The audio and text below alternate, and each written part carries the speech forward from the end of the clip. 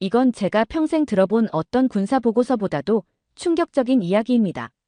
14년 동안 미 국방부 전략실에서 세계 각국의 무기를 분석해왔지만 그날 UAE 사막에서 목격한 장면은 제 모든 군사 상식을 박살냈습니다. 공개된 스펙상 최대 사거리 3km라던 한국 전차가 아무 예고도 없이 4.7km 떨어진 표적을 명중시킨 순간 관람석은 숨을 삼켰고 현장 장교들은 자리에서 벌떡 일어났습니다. 그것도 더 놀라운 건 그 장면에 한국군조차 경악했다는 사실입니다. 이건 우연일까요? 아니면 숨겨온 힘이 우발적으로 폭발한 걸까요?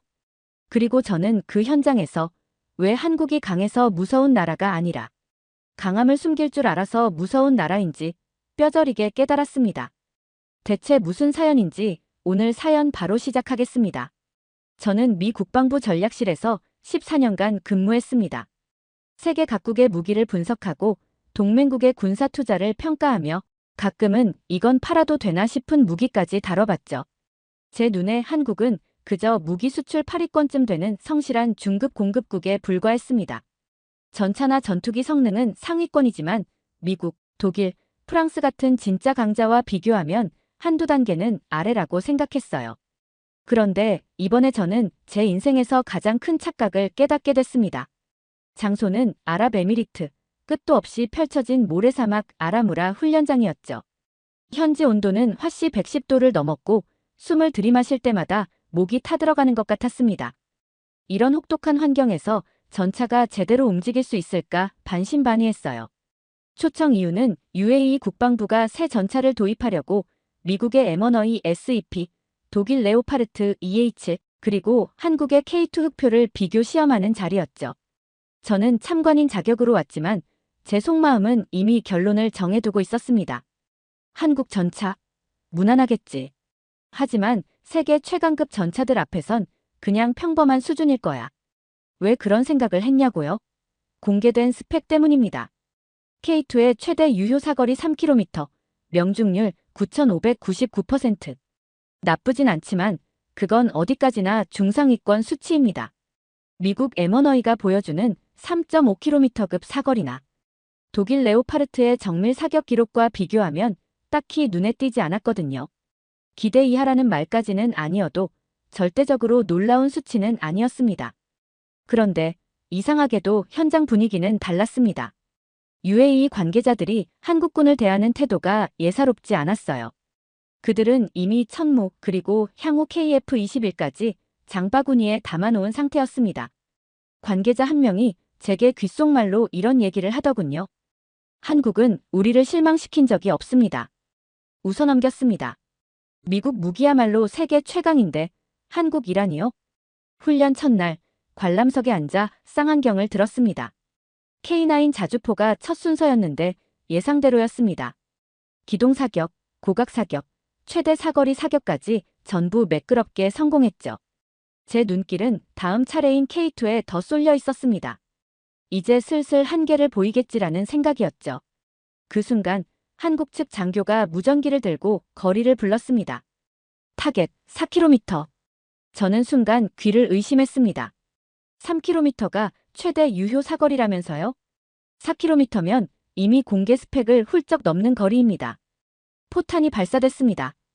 눈을 부릅뜨고 관측했습니다. 그리고 첫 발이 정확히 표적 중앙에 꽂혔습니다. 심장이 철렁 내려앉았어요. 우연이겠지. 그런데 두 번째, 세 번째, 네 번째 전부 명중. 그것도 4km 거리에서 전탄 명중률 100%. 그 순간 제 안의 모든 방산 지식이 흔들렸습니다. 이건 애초에 스펙이 거짓말이었던 겁니다. 옆자리의 UAE 장교는 자리에서 벌떡 일어나더니 인샬라 를 외쳤습니다. 그의 눈은 놀람과 흥분으로 번쩍였어요. 그런데 더 놀라운 건 그 순간 한국군 장교들의 표정이었습니다. 그들 역시 눈을 크게 뜨고 서로를 바라보며 웃고 있었죠. 마치 그들도 이런 성능을 처음 본 사람들처럼요. 그날 밤 호텔방 침대에 누워서도 머릿속이 복잡했습니다.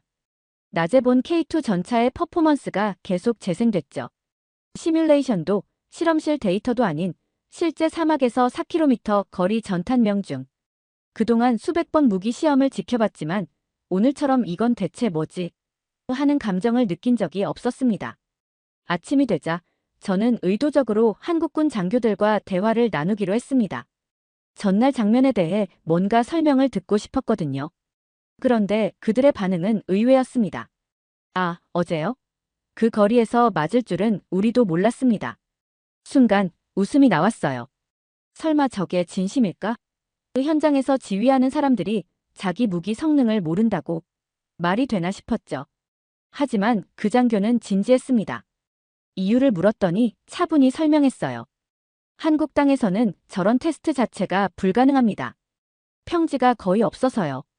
3km 이상 직선 사격은 훈련장 사정상 못 해봤습니다. 이번이 사실상 첫 장거리 실사격이었죠. 그 말을 듣고 순간 멍해졌습니다. 세계적인 전차 기술을 가진 나라가 자국 지형 때문에 최대 성능을 측정해 본 적이 없었다니. 군사전략 보고서에서나 볼 법한 제한 요인이 현실에서 이렇게 드러난 건 처음이었습니다. 머릿속에서는 두 가지 생각이 동시에 떠올랐습니다. 하나, 이런 상황은 분명 비효율이다. 둘, 하지만 그럼에도 불구하고 첫 시도에서 저렇게 완벽하게 맞췄다는 건 설계와 품질이 정말 안정적이라는 뜻이다. 미군 전차 부대에서도 신형 장비는 실전에서 변수에 취약한 경우가 많았습니다. 그런데 K2는 낯선 환경, 그것도 사막의 극한 조건에서 처음 시도한 사격을 완벽하게 해낸 겁니다. 이건 스펙 초과가 아니라 전장적 능력이 증명된 사례였습니다.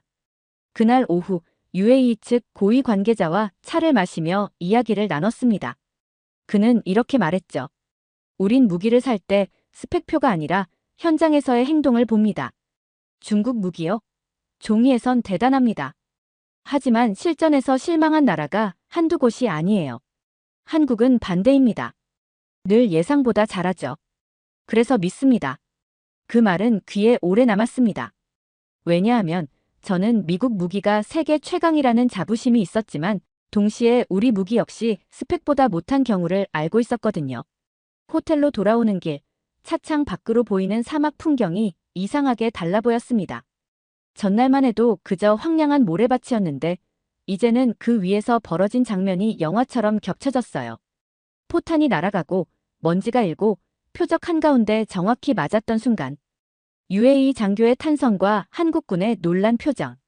그리고 제 심장 속 깊은 곳에 들어온 질문 하나. 이건 우연이었을까? 아니면 의도였을까? 다음 날 아침, 아라무라 훈련장은 전날보다 더 뜨겁고 건조했습니다. 모래바람이 간헐적으로 불어와 시야를 흐렸지만 어제의 그 장면을 떠올리면 제 시선은 다시 맑아졌어요. 오늘은 K2 전차의 기동과 연속 사격 테스트가 예정돼 있었습니다. 저는 다시 관람석 맨 앞줄로 나갔죠. 어제의 기적이 단발성일까? 아니면 패턴일까? 제 마음속에는 묘한 설렘과 경계심이 공존했습니다. UAE 장교들은 전날의 성과에 흥분이 가시지 않은 표정이었어요. 그들의 목소리는 한 톤 높아져 있었고 서로가 어깨를 치며 웃고 있었죠. 그런데 정작 한국군 장교들의 표정은 묘했습니다.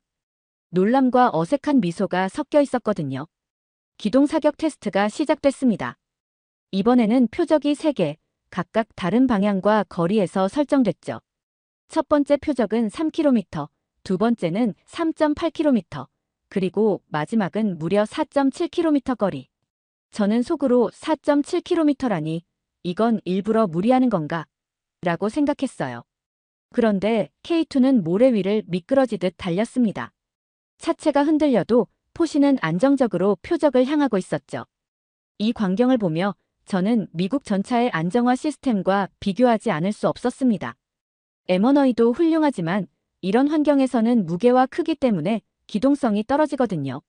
첫 발이 나갔습니다. 3km 표적 명중. 두 번째 발사 3.8km 표적도 중심을 정확히 꿰뚫었습니다. 그리고 마지막 4.7km. 이건 무리다라는 생각이 뇌리를 스쳤죠.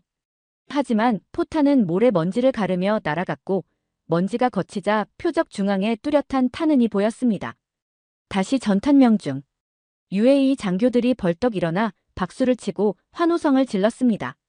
그중 한 명은 제 어깨를 잡고 이건 우리 기록입니다. 라고 외쳤죠. 하지만 정작 한국군 지휘관은 양손으로 헬멧을 감싸쥐고 허리를 숙인 채 웃고 있었습니다. 그 표정에는 안도감이 묻어 있었습니다. 휴식 시간, 저는 한국군 장교에게 다가가 물었습니다. 당신들, 이 성능 알고 있었습니까? 그는 고개를 저으며 대답했죠. 아니요. 저희도 사막에서 이렇게 나올 줄은 상상도 못했습니다.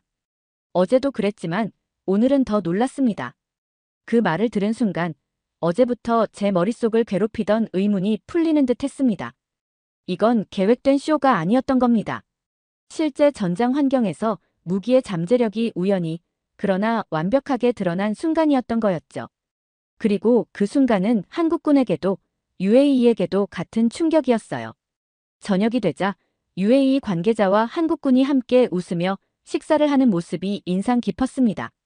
그들은 전우처럼 어깨를 두드리며 대화를 나누고 있었고 서로의 언어는 달랐지만 표정만으로도 충분히 통했어요. 저는 그 자리에서 느꼈습니다. 무기 거래를 넘어 신뢰라는 단어가 실체를 갖게 되는 순간을. 그날 오후 K2 전차 사격 훈련이 잠시 중단됐습니다. 현장은 점심 휴식 시간이었지만 뜨거운 사막 공기는 전혀 식을 줄 몰랐습니다. 저는 그늘막 아래에서 물병을 쥔 채 한국군 병사 몇 명과 이야기를 나누게 됐죠. 솔직히 저는 여전히 궁금했어요. 어떻게 이 사람들은 전날과 오늘 연속으로 이런 정확도를 보여줄 수 있는 걸까? 한 병사는 제 질문을 듣자 잠시 미소를 지었습니다. 사격 비결이 뭐냐고요? 그는 고개를 살짝 젖히더니 아주 담담하게 말했죠. 쏴서 맞추면 되는 거죠. 저희는 예전부터 그랬으니까요. 활이든 미사일이든 주몽 때부터 지금까지 못 맞춘 게 없습니다. 순간 저는 웃음이 터질 뻔했습니다. 하지만 그의 표정은 장난이 아니었습니다. 그건 농담이 아니라 민족적 자부심이 녹아있는 대답이었죠. 그 말이 귀에 맴돌자 저는 무의식적으로 제군 생활 시절을 떠올렸습니다. 미국 육군 사격 훈련장에서 표적을 맞히면 환호했고 못 맞히면 이유를 분석했어요.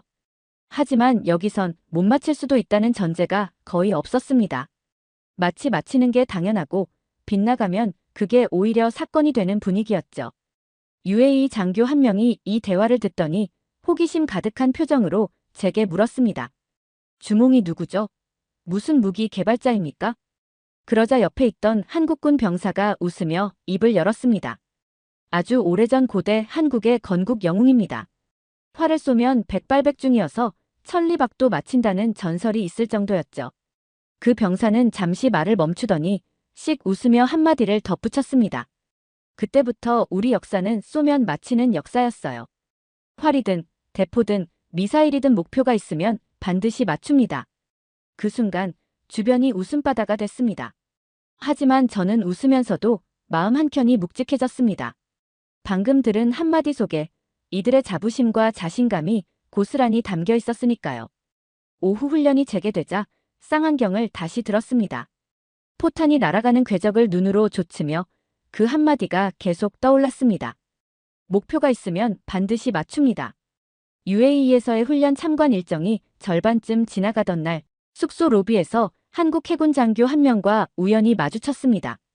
육군 행사 참관차 왔다가 잠시 해군 프로젝트 브리핑을 들으러 온 인물이었죠. 서로 인사를 나누다 자연스럽게 잠수함 이야기가 나왔습니다. 가볍게 물었어요. 한국 잠수함은 3,000톤급이라고 하던데 동급 기준이면 꽤 작네요. 그런데 장교가 미묘하게 웃더군요. 경하배수량 기준입니다. 처음에는 무슨 뜻인지 이해하지 못했습니다. 하지만 그는 차근차근 설명했습니다. 경하배수량이란 무기와 연료, 승조원, 식량 등 모든 작전 장비를 싣기 전에 빈 함선 무게라는 거죠. 반면에 대부분의 국가들은 만재 배수량, 즉 작전 준비를 완료한 최대 하중 상태를 스펙으로 발표합니다. 그 장교의 말이 이어졌습니다. 도산 안창호급을 예로 들면 경하 배수량이 3,600톤이지만 만재 배수량은 4,000톤을 훌쩍 넘어요. 왜 굳이 실제보다 작아 보이게 하느냐고 물었죠. 그러자 그는 단호하게 답했습니다. 주변 강대국을 자극하지 않기 위해서입니다. 크기를 줄여 보이면 신경을 덜 쓰니까요. 전력 노출은 곧 전략 손실입니다. 그 순간 머릿속에서 퍼즐이 맞춰지기 시작했습니다. K2 전차의 스펙 하향 공개, KF-21의 성능 절반만 발표. 잠수함의 경하 배수량 표기 이건 겸손이 아니었습니다. 한국군 전체의 철학이자 전략이었죠. 성능과 규모를 숨기고 필요할 때만 꺼내 보여주는 방식. 미국에서는 정반대입니다. 무기 수출 홍보 자료를 만들 때 가장 잘 나온 성능 수치를 전면에 내세웁니다. 아직 실전 검증이 안 된 기록도 과감히 넣죠. 그렇게 해서 최강 이미지를 심어줍니다. 그러나 한국은 최강이라는 말을 스스로 꺼내지 않습니다. 오히려 평범한 수준인 것처럼 포장합니다. 처음엔 이해할 수 없었지만 지금은 알 것 같았습니다. 그 장교는 마지막에 이런 말도 덧붙였습니다. 오래 살아남으려면 실력은 숨기고 필요한 순간에만 보여줘야 하죠. 그 말이 제 귀에 박혀 떠나지 않았습니다. 그제야 깨달았습니다. K2 전차의 들통 사건도 KF-21의 묘한 스펙표도 잠수함의 경하 배수량도 모두 같은 맥락이었습니다. 하루를 더 현장에서 보내며 그들의 무기와 전술을 유심히 살펴봤습니다. 그런데 보면 볼수록 제 결론은 하나로 좁혀졌습니다. 한국의 진짜 전략은 위장이다. 이 위장이라는 단어는 제가 군 생활을 하면서 가장 많이 들었던 경고 중 하나였습니다. 적에게 전력을 숨기고 기만하고 허점을 보여주는 전술. 하지만 한국의 위장은 그보다 훨씬 정교했습니다. 단순히 무기 배치를 숨기는 게 아니라 국가 전체 차원에서 스펙과 능력을 낮춰 보여주는 것이었거든요. 이 방식을 다른 나라들과 비교해봤습니다. 미국은 최대치를 강조합니다. 아직 검증되지 않은 성능도 발표에 넣어 이미 최강이라는 이미지를 주입하죠. 중국은 더합니다. 내부적으로도 과대 포장을 해 실제 성능이 공개되면 실망을 안겨주기 일쑤입니다. 그래서 중국 무기를 들여온 나라들은 한 번 실망하면 다시는 돌아오지 않는 경우가 많습니다. 그런데 한국은 그 반대입니다. 기대치를 의도적으로 낮춥니다. 그러다가 실전이나 시연에서 숨겨둔 성능을 보여주죠. 그러면 그 순간 고객은 감동과 충성을 동시에 느낍니다. 마치 이 정도까지 할 줄은 몰랐다는 놀라움이 신뢰로 바뀌는 겁니다. K2 전차의 UAE 테스트가 그 대표 사례였습니다. 공개 스펙은 3km 사거리였지만 실제 사막 훈련에서는 4.7km 명중을 보여줬습니다. UAE 관계자들이 환호한 건 당연했지만 한국군 스스로도 놀란 표정을 지었던 건 지금도 기억에 생생합니다. 그건 연극이 아니었습니다. 그들조차 평소에는 실제 성능을 시험해볼 기회가 없었던 거죠. 한국의 지형과 훈련 환경이 제한적이기 때문에 이 무기는 말 그대로 봉인된 상태로 운영되고 있었던 겁니다. 저는 이걸 의도된 불완전성이라고 부르고 싶습니다. 완벽하게 만들었지만 일부러 모든 걸 꺼내 쓰지 않는 전략. 이는 단순한 방산 마케팅을 넘어 전시 억제 전략과도 맞닿아 있었습니다. 주변 강대국들이 불필요하게 경계심을 가지지 않게 하면서도 실제 충돌 상황이 되면 숨겨둔 카드로 전세를 뒤집는 방식이죠. 휴식 시간, UAE 장교에게 이런 말을 했습니다. 한국이 이런 식으로 무기 스펙을 숨기는 이유가 뭘까요? 그는 잠시 생각하더니 이렇게 답했습니다. 아마도 우리와 같은 고객을 실망시키지 않기 위해서겠죠. 한번 믿음을 주면 그건 계약보다 강한 약속이 됩니다. 저는 그 말에 고개를 끄덕였지만 속으론 다른 답을 생각했습니다. 한국은 고객뿐 아니라 적에게도 같은 메시지를 보내고 있었습니다. 우리가 가진 전부를 너희는 모른다. UAE 훈련장에서 돌아온 날 현지 방산 분석가와 늦은 저녁을 함께 했습니다. 그는 제게 이런 말을 했습니다. 전쟁 억제력은 무기를 몇 개 갖고 있느냐로 결정되지 않습니다. 상대가 저 나라에 대해 모르는 게 있다고 느낄 때 억제가 시작되죠. 그 순간 멈칫했습니다. 바로 그게 한국이 하는 방식이었습니다. 적에게 모든 걸 보여주지 않는 것, 그리고 그 빈틈이 불확실성이라는 공포로 변하는 것.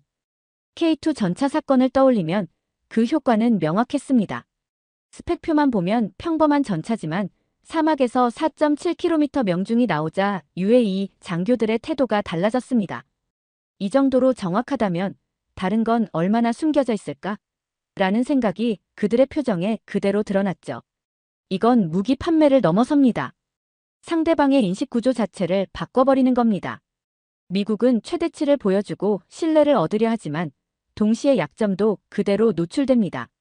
중국은 과대 포장으로 시작해 신뢰를 잃죠. 반면 한국은 낮은 수치로 기대치를 설정한 뒤 실제 시연에서 초과 달성으로 신뢰와 경외심을 동시에 얻습니다. 저는 이 차이가 군사 외교에서 얼마나 큰 파급력을 갖는지 절감했습니다. 저는 제 노트에 이렇게 적었습니다. 최대치 공개 전략 즉각적인 신뢰는 얻지만 시간이 갈수록 노출된 수치가 발목을 잡는다. 위장, 저평가 전략 초반엔 평범해 보이지만 한 번의 실전에서 인식이 완전히 바뀐다. UAE 관계자와의 대화는 제 생각을 확고하게 만들었어요. 그는 이렇게 말했습니다. 우리는 전쟁터에서 실망한 무기를 2번 다시 사지 않습니다. 하지만 우리를 놀라게 한 무기는 평생 기억합니다. 그 말을 들으면서 저는 그동안 미국식 접근만 옳다고 믿었던 제 관점을 반성하게 됐습니다. 다시 숙소로 돌아오는 길, 사막 위로 달빛이 길게 늘어져 있었습니다. 그 속에서 저는 K2 전차의 실루엣을 떠올렸습니다. 겉으로는 조용하고 단정하지만 필요할 때 포신을 돌려 모든 걸 바꿔놓는 힘. 그건 무기라기보다 국가가 던지는 경고장 같았어요. 귀국 비행기 안, 저는 노트북 화면을 켜놓고 계속해서 보고서 초안을 수정했습니다. 이번 출장에서 본 모든 장면이 머릿속에서 떠나지 않았죠. 4.7km 명중, 놀란 UAE 장교들, 그리고 그보다 더 놀란 한국군. 그 모든 순간이 하나의 결론으로 향하고 있었습니다. 한국은 무기를 파는 나라가 아니라 전략을 파는 나라다. 워싱턴에 도착하자마자 전략평가실 회의실로 향했습니다. 동료 분석관들이 모인 자리에서 발표를 시작했죠. 첫 화면에 큼지막하게 띄운 제목은 이것이었습니다. K2 흑표 100호의 가면을 쓴 전차. 저는 먼저 UAE에서의 실사격 결과를 설명했습니다. 공개 스펙과 실제 성능의 차이를 수치로 보여주자 회의실이 술렁였습니다. 한 동료가 손을 들고 물었습니다. 그게 단발성 사례일 수도 있지 않나? 아닙니다. 이건 한국군 전체 운용 철학과 연결돼 있습니다. 경하 배수량 발표, KF-21 성능 절반만 공개, 미사일 사거리 축소 표기 모두 같은 맥락입니다. 실제 전력은 봉인해두고 필요할 때만 드러내는 전략이죠. 그 순간 또 다른 동료가 낮게 중얼거렸습니다. 이건 마케팅이 아니라 억제 전략이네. 제가 출장 내내 깨달은 게 바로 그거였습니다. 한국은 무기 성능을 숨기는 것 자체를 전략화했고 그 결과 동맹에겐 신뢰를, 적에겐 불확실성이라는 공포를 주고 있었어요. 회의 후반, 한 장의 사진을 띄웠습니다. 훈련장 모래 위에 선 K2 전차의 측면 사진이었죠. 포신은 먼 사막을 향해 있고 주변엔 사격 직후의 먼지가 아직 가라앉지 않은 모습이었습니다. 겉으로는 검은 흑표지만 속에는 백호 같은 기세를 품고 있습니다. 조용하지만 필요할 때 포효합니다. 회의실이 잠시 조용해졌습니다. 저는 침묵 속에서 이 보고서가 앞으로 미국의 대외 군사 전략에도 영향을 줄 수 있다는 확신을 가졌습니다. 그날 저녁 사무실을 나와 워싱턴 거리를 걸으며 다시 한번 UAE 사막을 떠올렸습니다. 강렬한 햇빛, 타는 듯한 공기, 그리고 모래 위를 달리던 전차. 비행 전 숙소에서 쓴 메모가 떠올랐습니다. 한국은 강해서 무서운 나라가 아니다. 강함을 숨길 줄 알아서 무서운 나라다. 저는 이 문장을 제 보고서 마지막 장에 그대로 넣었습니다. 그리고 확신했습니다. K2 흑표 전차 사건은 단순히 한 번의 시연이 아니라 앞으로 한국이 세계 군사 질서를 바꾸는 서막이 될 거라는 것을. UAE 사막에서의 며칠은 제14년 군사 분석 경력을 완전히 뒤집었습니다. 저는 한국을 과소평가했고 그 대가로 숨겨진 힘이 얼마나 무서운지 뼈저리게 보았습니다. K2 흑표의 포신은 단순한 강철이 아니었습니다. 그 안에는 수백 년을 이어온 백발백중의 역사, 불필요한 허세를 버린 전략, 그리고 필요한 순간에만 칼날을 드러내는 냉정한 지혜가 담겨 있었습니다. 한국은 강한 나라가 아닙니다. 강함을 숨길 줄 아는 나라, 그래서 적에겐 더 두렵고 동맹에겐 절대적으로 믿음직한 나라입니다. 두 번째 사연 시작합니다. 한국은 절대 망하지 않습니다. 왜냐고요? 실패할 수 없도록 설계돼 있으니까요. 2024년 여름, 뉴욕 맨해튼. 미국 국방부, 재무부, CIA가 동시에 작성한 보고서가 있었습니다. 제목은 단 한 줄이었죠. 한국, 실패조차 통제하는 국가. 삼성전자가 흔들릴 때 K9 자주포 수출은 사상 최고치를 찍었고, 의료기기 주가는 역사적 신고가를 경신했으며 AI 자율주행 전력 SMR, 심지어 피부과 시술 하나까지 전 세계를 움직이고 있었습니다. 도대체 이 나라는 어떻게 모든 실패를 분산하고 모든 성공을 집중시키는 시스템을 만들었을까요? 국가가 직접 기술을 육성하고 국민이 스스로 투자하며 한 세대 전체가 끝까지 밀어붙이는 나라. 그리고 지금 그 모든 기적의 증거를 한 미국인이 직접 목격했습니다. 그는 말합니다. 삼성전자에 투자하러 갔다가 조선소에서 울었고 피부과에서 경악했습니다. 이 나라는 숫자로 설명이 안 됩니다. 대체 무슨 사연인지 오늘 사연 바로 시작하겠습니다. 한국 출장 첫날 아침, 늘 하던 대로 호텔 조식을 마친 후 태블릿을 열고 차트를 확인했어요. 삼성전자, SK하이닉스, 원익 IPS. 반도체 종목은 여전히 세계 최상위의 기술력을 자랑했지만 차트는 이미 말라붙어 있었어요. 다른 뭔가가 필요하다고 느낀 순간 작은 클리닉 간판 하나가 제 시야를 끌어당겼습니다. 피부과라는 단어였어요. 호텔 바로 옆이었고 줄이 제법 길었습니다. 놀라운 건 대기줄에 있는 사람들의 복장이었죠. 정장 차림의 중년 남성, 자전거 복장을 한 40대, 캐주얼한 20대 직장인. 여성만 가는 공간이라는 편견은 어디에도 없었어요. 피부과라는 단어가 마치 치과처럼 일상의 일부가 되어 있는 것처럼 보였죠. 피부 관리가 곧 소비고, 소비가 곧 진료고, 진료가 곧 산업인 구조. 그날 처음 접한 단어가 리쥬란이었어요. 연어의 생식세포에서 추출한 PDRN 성분으로 만든 피부 재생 주사라더군요. 듣자마자 터무니없다고 생각했지만 의사가 말하길 이건 의료기기이자 바이오 기술이며 동시에 수출 품목이라고 하더군요. 그 말을 듣고 바로 기업명을 검색했어요. 파마리서치. 한국 코스닥에 상장된 회사였고 시가총액 2조 원이 넘었습니다. 일상의 소비가 아니라 국가 기술로 성장한 기업이었죠. 궁금해진 저는 다음 날 일부러 강남에 있는 피부과를 한 군데 더 찾아갔어요. 예약이 꽉 찼더군요. 대기 중이던 한 60대 남성이 저에게 말했어요. 요즘은 남자들도 10년은 더 젊게 살아야 하잖아요. 이거 투자예요. 투자라니. 미국에선 이 개념을 아직도 사치라 부르지만 한국에선 그게 자산 유지 전략이었어요. 이미 노년층도 산업의 동반자처럼 행동하고 있었던 겁니다. 실제로 의사와 상담을 받아보니 더욱 놀라운 사실이 드러났어요. 리쥬란은 파마리서치에서 만들고요. 보톡스는 휴젤 리프팅 장비는 클래시스에서 나옵니다. 다 코스닥 상장된 한국 기업들이에요. 이 작은 병원 안에 있는 장비 대부분이 이미 주식시장과 세계 수출 시장에서 검증된 무기였던 겁니다. 더욱 충격적인 건 이 제품들이 지금 중국과 동남아, 유럽, 심지어 미국 고급 클리닉에까지 납품되고 있다는 사실이었어요. 그날 밤 귀국 후 만들 리서치 보고서 제목을 바꿨어요. 반도체 다음 투자처에서 한국은 산업을 창조하는 소비자 국가다로. 피부과에서 받은 충격이 채 가시지 않은 채 서울의 한 사립대에서 교수들과 AI 산업 관련 미팅이 있었어요. 가벼운 정보 교환 정도로만 생각했는데 회의실에 들어간 지 5분 만에 제 머릿속 기존 지도가 완전히 무너졌어요. 교수보다 먼저 말을 꺼낸 건 20대 초반 대학생이었습니다.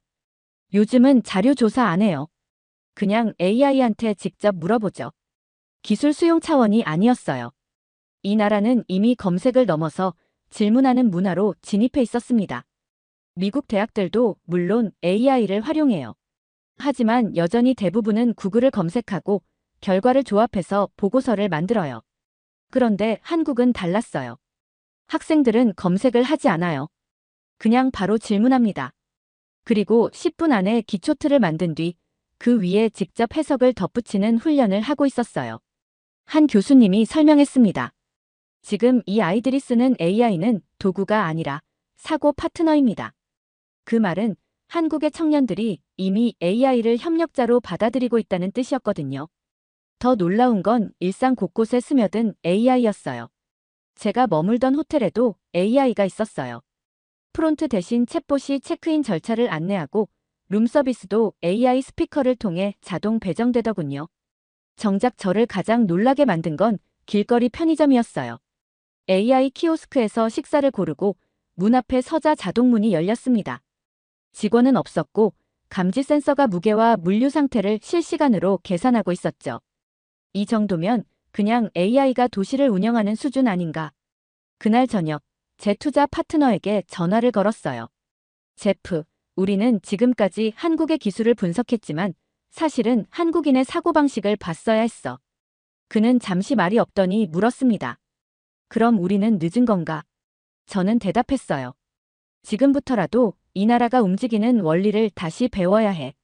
대학 앞 카페에서 커피를 마시며 잠시 창밖을 봤는데 학생들이 노트북을 열고 AI에게 무언가를 타이핑하는 장면이 보였죠. 그들의 눈빛은 확신에 가득 차 있었고 그 확신의 근원은 사람이 아니라 기술을 다루는 그들의 자세였습니다. 그리고 그 기술은 국가가 아니라 국민 개개인이 현실로 만들고 있었어요. AI가 일상화된 모습에 충격을 받은 다음 날 서울 종로에 있는 한 대형 병원에서 미팅이 있었어요. 의료기기의 실제 활용 현장을 확인하기 위해 방문한 자리였죠. 사실 병원 미팅에 큰 기대는 없었어요. 미국에서도 최신 장비는 흔히 있으니까요. 그런데 로비에서부터 제가 보게 된 광경은 상상을 초월했어요.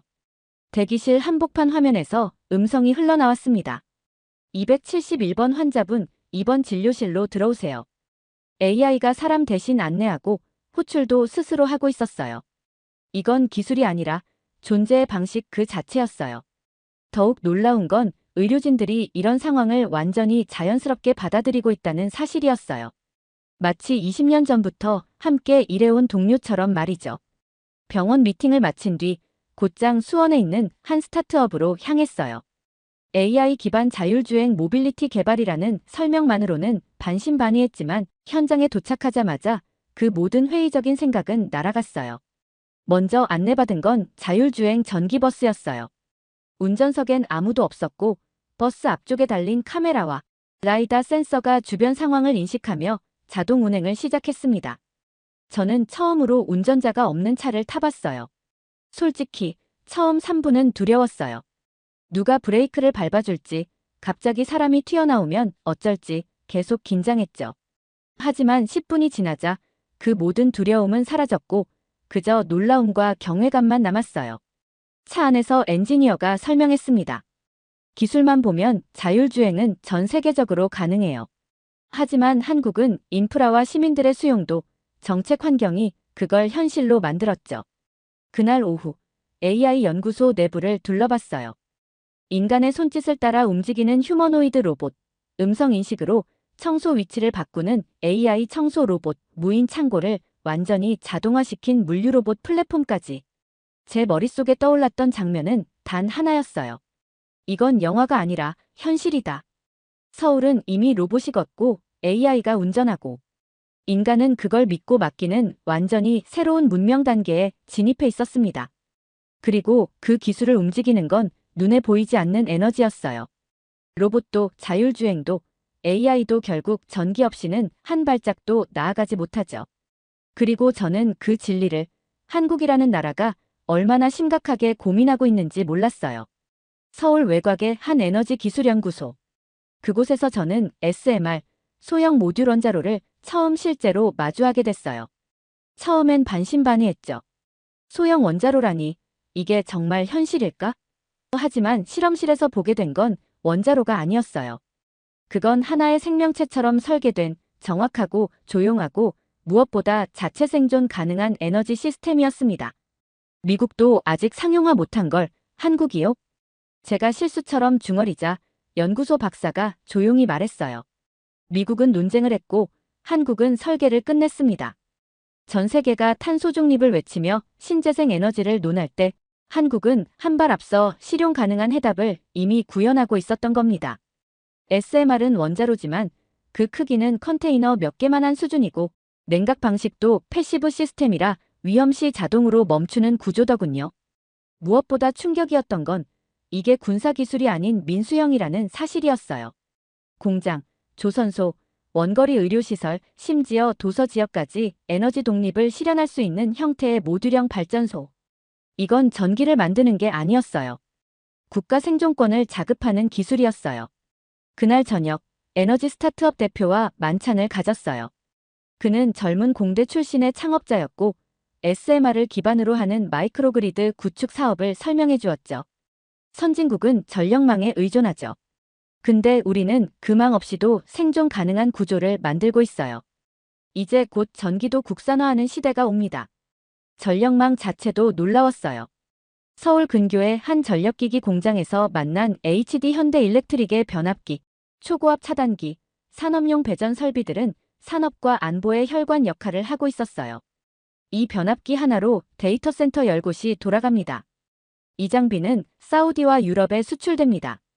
이건 잠수함 내부 배전망 설비에 들어가요. 그 설명을 듣는 순간 전기는 공급품이 아니라 국가 전략의 마지막 퍼즐이라는 걸 확신하게 됐어요. 미국은 이미 전력망 노후화로 큰 위기를 겪고 있어요. 정전 한 번이면 병원, 관공서, 금융기관이 마비되고 몇 분이면 수억 달러의 손해가 발생하죠. 그런데 한국은 달랐어요. 전력망이 군대처럼 훈련되어 있었습니다. 송배전 시스템은 AI로 예측 관리되고 국가 단위 백업 시스템이 다중화되어 있었고 무인 변전소까지 현장에서 확인할 수 있었죠. 여긴요, 사람이 없어도 6시간 이상 자동 복구가 됩니다. 공장 직원이 말했을 때 저는 생각했어요. 이 나라는 설마 전기를 무인화했나? 실제로 한국은 그걸 해냈어요. SMR로 에너지를 자립하고 전력망을 전략 자산으로 만들고 그 위에 모든 첨단 산업을 얹고 있었던 겁니다. 전력 인프라의 놀라운 현실을 목격한 다음 날, 다시 청담동의 한 피부과를 찾았어요. 이번엔 직접 체험을 해보기 위해서였죠.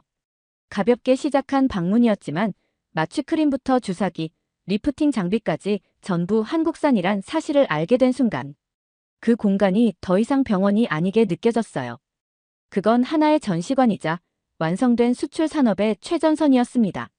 제가 받은 시술은 두 가지였어요. 하나는 연어 DNA 기반 스킨 부스터 리쥬란 주사, 또 하나는 고강도 리프팅 장비 슈링크 시술이었죠.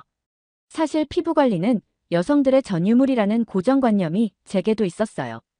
그런데 대기실을 둘러보니 50대 중년 남성도 회사원처럼 보이는 60대도 너무나 자연스럽게 시술을 받고 있었어요.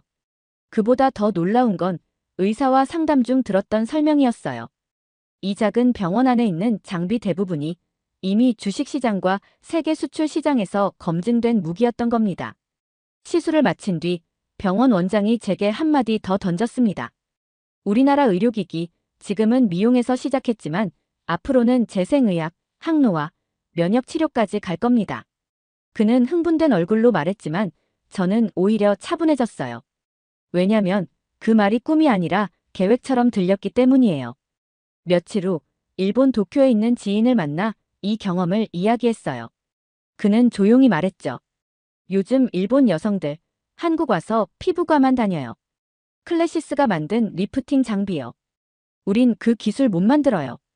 그때 깨달았어요. 한국이 조용히 세계를 점령하고 있다는 건 총과 미사일이 아니라 피부과에서 벌어지고 있는 일이었단 사실을요.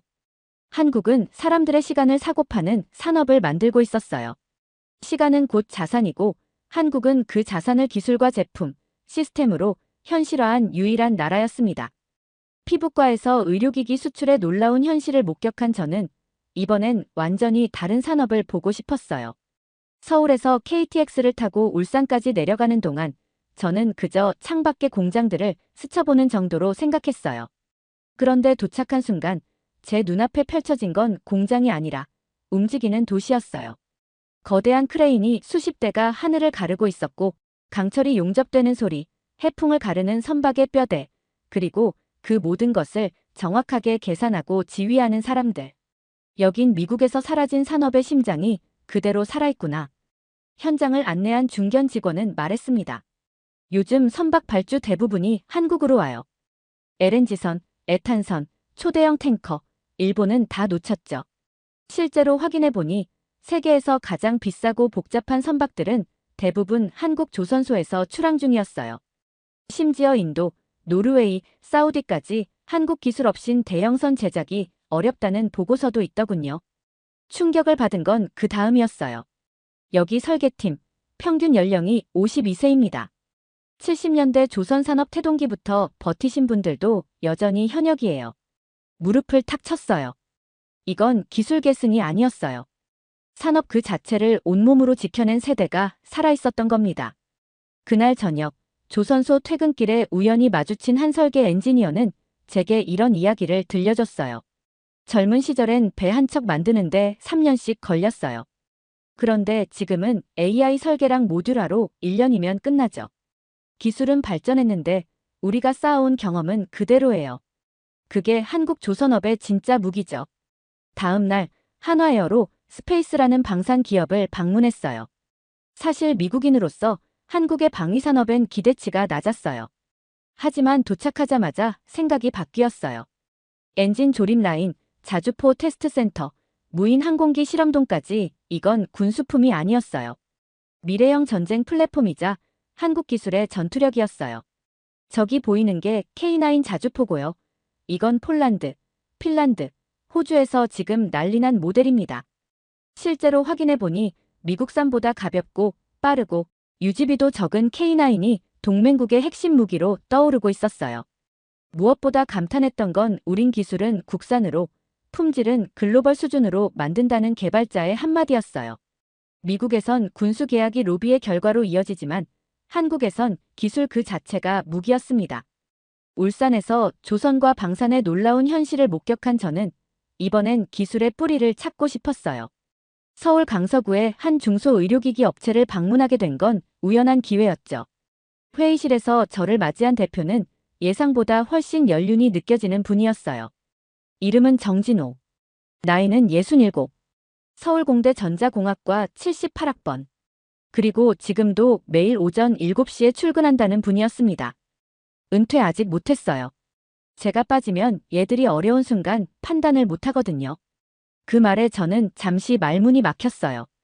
이 회사를 방문한 이유는 명확했어요. 그들이 만든 국산 피부 재생 레이저가 유럽 CE 인증을 받았고 최근 미국과 동남아에서 한국 미용 장비의 대명사처럼 퍼지고 있었기 때문이죠. 기술력도 중요하지만 제가 진짜 궁금했던 건 그 기술을 누가, 어떻게, 왜 만들었는가였어요. 정 대표는 조용히 저를 테스트룸으로 안내했어요. 낡은 설계도면, 이름이 흐릿해진 PCB 회로, 주석이 덕지덕지 붙은 반도체 패널들. 그 위엔 2003년 자비 투입, 1차 실패란 메모가 붙어 있었어요. 이게 첫 번째 모델이에요. 고객에게 욕도 먹고 공장 불도 났었죠. 그러면서도 그가 덧붙인 말은 이거였어요. 멈출 수 없었어요. 그땐 수입산 말고 우리가 만든 게 있어야 했거든요. 기술 개발이 아니었어요. 한 세대의 책임감, 자존심, 그리고 국가적 자각의 결과물이었죠. 정 대표는 이어 말했어요. 지금 젊은 친구들은 기술을 사업으로 접근하잖아요. 근데 우린 기술을 국가로 봤어요. 우리가 안 만들면 우리 국민이 또 남의 걸 써야 했거든요. 그 말을 듣는 순간 제 손에 들린 이 작은 의료기기가 전쟁 후 유년기를 보낸 세대의 피와 시간을 먹고 자란 결정체라는 사실이 실감났어요. 더 놀라운 건 그의 일상이었어요. 매일 오전 7시 출근, 오후 9시 퇴근. 주말에도 회사에 나와서 젊은 직원들과 기술 검토 회의를 한다고 하더군요. 왜 그렇게까지 하세요? 제가 물었을 때 그는 잠시 멈춘 뒤 이렇게 말했어요. 우리가 안 하면 젊은 애들이 또 처음부터 시작해야 해요. 그럼 또 20년이 걸려요. 난 그 시간이 아까워요. 그날 오후 정 대표의 안내로 공장을 둘러봤어요. 20대 초반의 엔지니어들이 최신 장비를 다루고 있었는데 그들 곁엔 언제나 50대 이상의 선배들이 붙어 있었어요. 저 친구들은 기술을 빨리 배워요. 하지만 실패하는 방법은 모르거든요. 그래서 우리가 옆에 있는 거예요. 한 50대 팀장이 말했어요. 퇴근길, 정 대표와 엘리베이터를 같이 탔어요. 그는 피곤한 얼굴이었지만 엘리베이터가 닫히기 전 한마디를 남겼습니다. 제가 만든 건 제품이 아니라 버티는 방법이에요. 이 나라는 그렇게 버텨왔고 이제는 좀 이기는 법도 배웠으면 좋겠어요. 그날 밤 자리에 누워 잠이 오지 않았어요. 조용히 아버지를 떠올렸고 60년대 한국의 산업화를 떠올렸고 그리고 오늘의 한국이 가능했던 이유를 정리해봤어요. 기술, 정책, 운, 아니요. 모두 사람의 선택이었어요. 그리고 그 선택을 가장 외롭고 고통스러운 순간에도 포기하지 않았던 사람들이었다는 걸 저는 깨달았습니다. 출장 일정이 끝나갈 무렵 저는 현재 한국이 어떻게 리스크를 관리하고 있는지 궁금해졌어요. 그래서 서울 금융가 곳곳을 돌아다니며 투자자들을 만나기 시작했어요. 한국에선요, 실패도 조직적으로 분산합니다. 그 말을 꺼낸 순간 서울에서 열린 국제 투자 브리핑룸에 있던 모두가 눈을 동그랗게 떴어요. 올해 가장 중요한 클라이언트 대상 설명회였죠. AI, 반도체, SMR, 의료기기, 방산까지 다 훑은 뒤 마지막으로 이 나라에 대해 꼭 하고 싶은 이야기를 꺼냈어요. 한국은요, 한 방에 망하지 않아요. 이 나라 사람들은 종목을 나누듯 삶과 기술도 다중화해서 운영합니다. 많은 서구권 투자자들은 삼성전자는 한국이라는 공식에서 아직도 못 벗어나 있어요. 그래서 삼성전자 주가가 빠지면 한국 경제 끝난 거 아냐? 라고 반응하죠. 그런데 제가 직접 확인한 건 완전히 달랐어요. 삼성전자가 주춤해도 파마리서치는 고점을 뚫고 있었고 방산주는 연일 상승 중이었으며 화장품, 조선, 전력기기, 심지어 의료기기까지 자율적인 사이클로 돌아가고 있었어요. 이건 우연이 아니었어요. 의도된 분산 전략. 국민이 선택한 다중 생존 구조. 서울 금융권에서 만난 한 애널리스트는 이렇게 말했어요. 우리는 실패를 미리 흡수할 수 있는 시스템을 만들어요. 그래야 성공할 때 쏠림도 더 강해지니까요. 그 말에 이런 생각을 했어요. 이게 바로 한국이 한 방에 무너지지 않는 이유구나. 그리고 그건 산업 전략이 아니라 세대 전체가 체화한 삶의 태도였어요. 실제로 중장년층 투자자 모임에서 강연을 하게 됐을 때 한 60대 남성이 제게 이런 질문을 했어요. 외국에선 요즘 어떤 기업이 제일 핫해요? 제가 AI 반도체 기업이죠라고 답하자 그는 이렇게 말했어요. 그래도 난 방산이랑 의료기기 2개는 들고 갈래요. 한 종목에 목숨 걸지 않는다는 건 한 번의 실패로 무너지지 않겠다는 선언이었어요. 지금 한국의 투자자들은 그 누구보다 분산을 잘해요. 의료기기, 방산, 전력기기, 조선. 그리고 그 위에 AI를 얹죠. 그것만이 아니었어요. 또 다른 투자자는 이런 말도 했어요. 우리는 IMF를 겪었어요. 대기업이 하루아침에 무너지는 걸 봤죠. 그래서 이제는 절대 한 바구니에 계란을 다 담지 않아요. 대신 여러 바구니를 동시에 키워요. 그건 돈을 벌기 위함이 아니에요. 이 나라가 망하지 않게 내가 할 수 있는 포트폴리오라는 말, 서울 투자 세미나에서 정말로 들은 적도 있었어요. 뉴욕 브리핑룸에 한 펀드 매니저가 물었어요. 그럼 지금 한국에서 가장 위험한 종목은 뭐죠? 저는 웃으며 답했어요. 딱 하나만 믿고 있는 사람 자체가 가장 위험한 종목입니다. 한국의 분산 투자 철학에 감탄한 저는 마지막으로 이 모든 것의 근본을 이해하고 싶었어요. 그래서 서울에서 가장 작고 눈에 띄지 않는 기업들을 찾아다니기 시작했어요. 서울에서 마지막으로 만난 사람은 충남 출신의 한 전직 교사였어요. 은퇴 후 조그만 로봇 부품 회사를 창업해 지금은 10명 규모의 회사를 운영하고 있었죠. 제가 물었어요. 왜 아직도 이렇게 작은 시장에서 버티세요? 그는 조용히 이렇게 말했어요. 누군가는 초석을 만들어야죠. 미국은 늘 결과만 보지만 우리는 과정부터 시작합니다. 그 순간 모든 퍼즐이 맞춰졌어요. 한국은 결과 중심의 나라가 아니라 끝까지 하는 민족의 나라였어요. 그가 보여준 건 정말 작은 로봇 부품들이었어요. 손톱만 한 센서, 동전만 한 모터, 실보다 가는 전선들. 하지만 그가 설명하길 이 부품들이 삼성의 로봇, 현대의 자동차, 심지어 병원의 수술 로봇에까지 들어간다고 하더군요. 대기업들이 로봇을 만들 때 이런 작은 부품이 없으면 아무것도 못 만들어요. 그래서 우리 같은 회사가 필요한 거죠. 더 놀라운 건 그의 직원들이었어요. 평균 연령 45세. 모두 대기업에서 20년 이상 일한 베테랑들이었어요.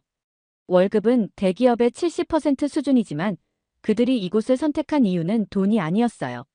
여기서는 제가 만든 부품이 어디에 쓰이는지 다 알 수 있어요.